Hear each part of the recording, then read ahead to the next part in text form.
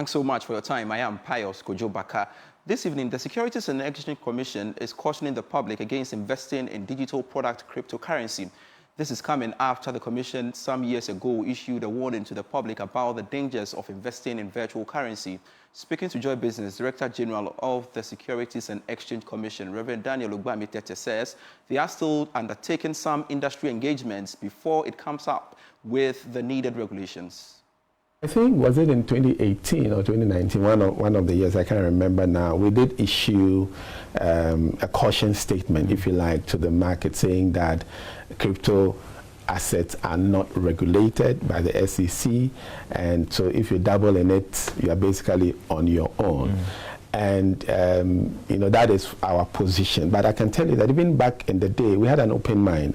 When I say we had an open mind, we basically had the posture that we need to learn. Because let me tell you, George, you can't regulate what you do not understand. Okay. So there's no point in trying to, pretend we have what it takes to regulate crypto when we don't have the knowledge or the capacity to do so.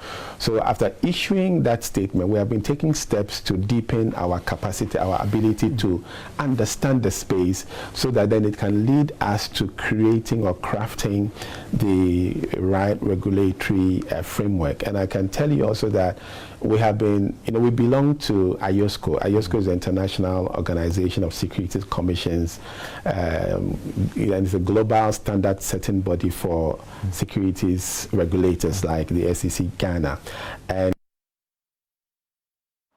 And we want to have a conversation on this. Joining us via Zoom is Eric Osiakwan, a managing partner at Chenzo Capital. Eric, thanks so much for joining me on Business Live. Now, I don't know what you make of the Securities and Exchange Commission's stand on cryptocurrency.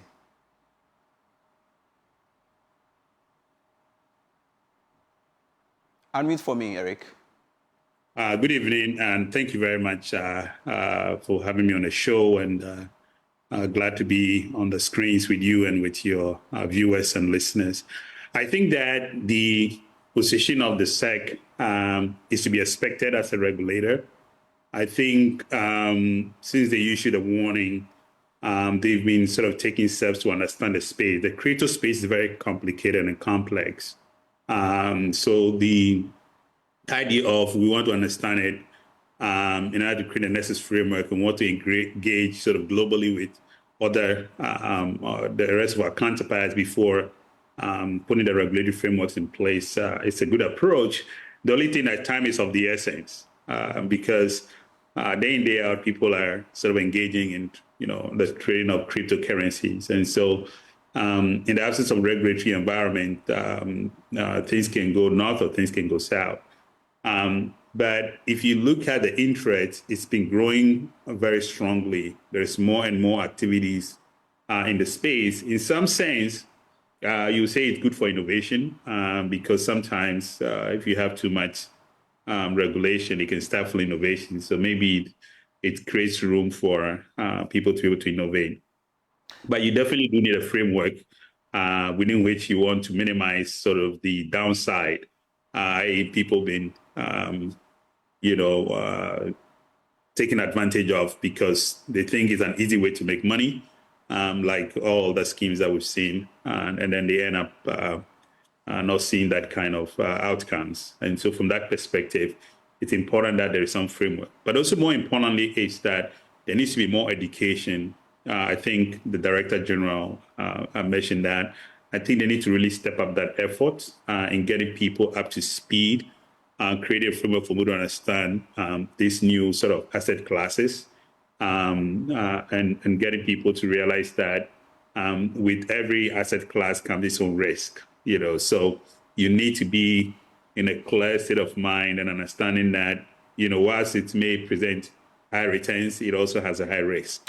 And that means that you could, be on the south side of the equation. I don't know whether this move is coming quite late, especially we knowing that, well, people are already trading in digital currency in the country, and what can change?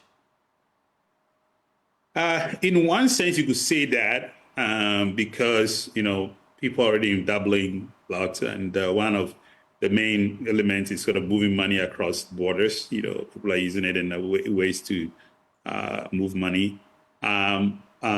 But like I said, the advantage, the pros to that is that it's allowing for innovation, for people to think about interesting ways to use cryptocurrencies, to solve challenges of moving currency, sort of hedging against currency volatility, hedging against Forex and all that stuff. So there's sort of some pros to it. The cons to it is that, people could be taken advantage of. And then we have seen people, there's people who lost money going into it blindly.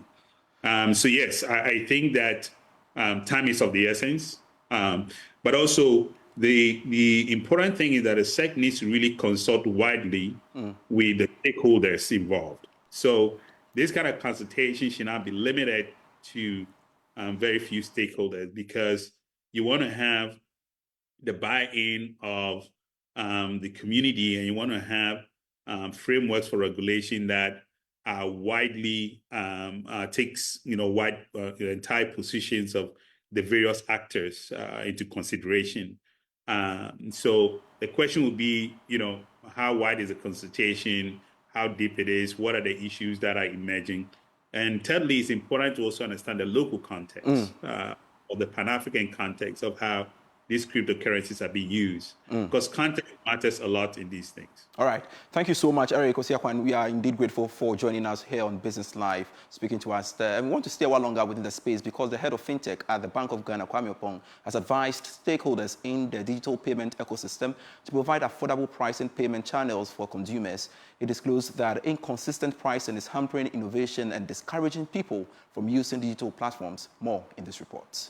The knowledge sharing session identified challenges and opportunities to integrate contactless tap-to-pay technologies, security and fraud prevention in the market. Executives from Visa outlined ways to secure the future of payments and explore the benefits of contactless technologies. Addressing the stakeholders, head of fintech and innovation at the central bank, Kwame Opong, said that consistent affordable rates will attract more innovation in the industry. It's not to put any service provider on blast, but if you look at the market pricing, there's some inconsistency there. And for us to be able to make any meaningful dent on this problem, we may have to take a look at that market level pricing from some of the key players to make it possible for those who ride on it to successfully deploy some of this innovation. Otherwise, it's cost prohibitive when you account for the cost of what they pay whoever they are having to route through, one. Two, when you also factor in the government costs that are mandatory, it becomes a challenge to really sustain such a business model. Senior Risk Manager of Visa Sub-Saharan Africa, Caleb Izedome, spoke to Joy Business about the importance of contactless payment in Africa. The beauty around contactless payment is a secure way to pay because it still works with the EMV security parameters. Look at data encryption, the information is dynamic, so it's not something that you have access to the information and then you can reuse it. Like the way threat actors, they steal people's credentials and use. For contactless payment, it doesn't happen real time. In fact, it's a secure way to pay because it reduces elements of fraud. From the angle of technology, looking at data encryption, you're looking at the authentication around the bits, right? The event hosted industry executives, operational heads who handle technology and financial inclusion businesses. And we want to touch on one of our headline stories. Maize vendors in the Ashanti region are struggling to access the grain crop from farming communities as they compete foreign nationals on the local market. Despite government's ban on the export of maize and other essential cereals, the traders claim farmers are selling off the commodity to vendors from neighboring Burkina Faso and Mali who offer better prices for the grain. Emmanuel Bright-Kweku reports a 50% price hike on the already scarce commodity, which is adversely impacting the kinky business in the region. Gifty Asante Prempe, a maize vendor at the Alaba market, beckons potential customers to purchase a few kilos of maize in stock. While she clamors for her goods to be sold, she is worried about how to restock. She has in the past few days struggled to access maize to restock. Maize isn't available as of now. Even those that are on the market now are really expensive.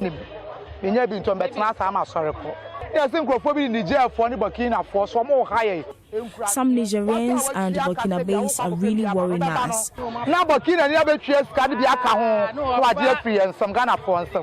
This is in spite of a recent ban imposed by the Agricultural Ministry on the exports of essential grains like maize, influenced by the dry spell that has ravaged farms in 8 regions of the country. The situation has compelled vendors in the north, including foreign nationals, to move down south in search of the grain on local farms. The scarcity of the grain is pushing prices upward. A sack of maize is selling at a minimum 1,000 cedis. Even with that, we aren't getting some to buy. Maize, as a major staple crop in Ghana, is used for a variety of delicacies, including porridge, swallows like banku and kenke. This is one of the kenke making hubs here in the Ashanti region, located specifically in the Oforiko municipality. And this is the daily source of income for the women who inherited the trade from their foremothers. But the scarcity of maize on the market is taking a toll on what they used to fend for their families and themselves. To explore this further, joining us via phone is the General Secretary of the General Agricultural Workers Union, Edward Kariwe. Edward, thanks so much for joining me on Business Live. And that's the situation on the ground, as you've seen our reporter tell us. Now, I don't know what you make of that, but it appears government's directive is not being adhered to. Well, good evening. And let's, what is happening is a multiplicity of challenges. First and foremost, we have a low production. And the low production was even envisaged at the beginning of the year. Unfortunately, within the season, we had a dry spell or the drought, the situation. So you recall that even before we had a drought, somewhere in July, when we started harvesting, price of foodstuffs were still very high.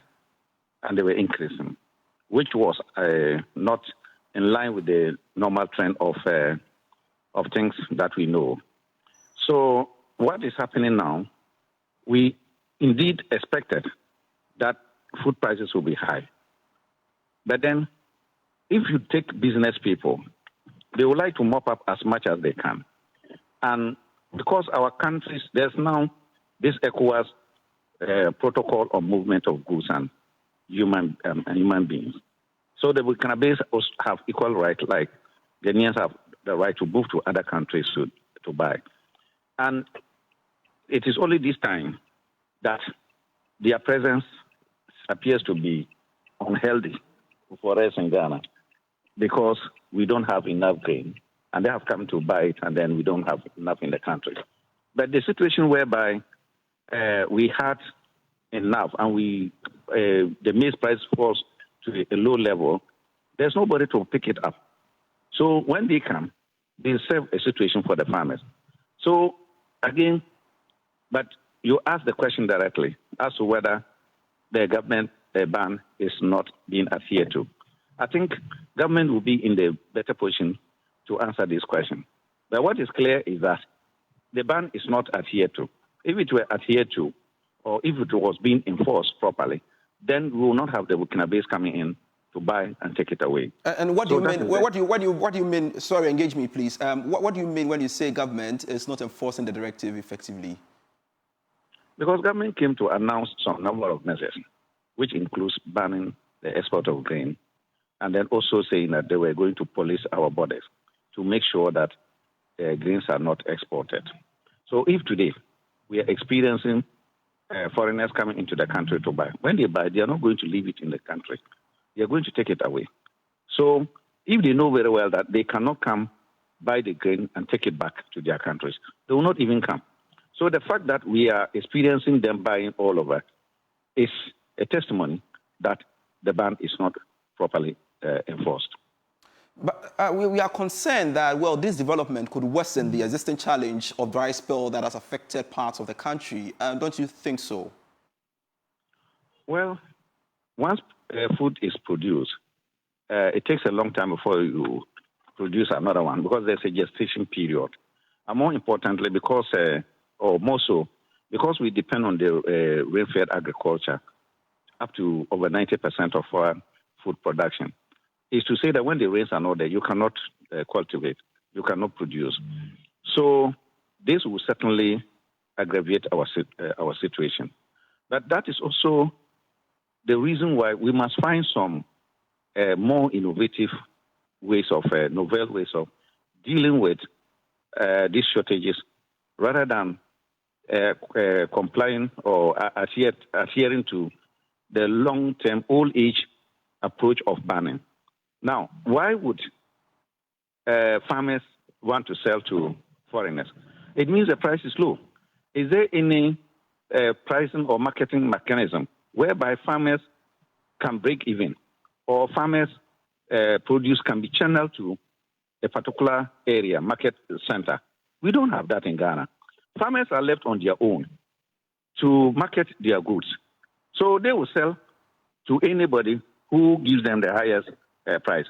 So if government does not want this to happen, then government must develop a mechanism, a marketing mechanism that would allow farmers to sell to them. Now, if government says that they are going to import maize and have got some funding to implement this ban, then they should use that funding to raise the price for our farmers, buy it, store it here, and at the same time, the money will go to our farmers. But the situation as we have now, yes, farmers will get money, but the grain will go outside. But if government buys the grain, then Ghana will have the grain, and at the same time, the money will remain with the farmers and in the country. That's fair. Thank you so much, Edward Kariwe. We appreciate your thoughts this evening on Business Live. You're still watching Business Live. We are back with more. Please stay. Welcome back to Business Live.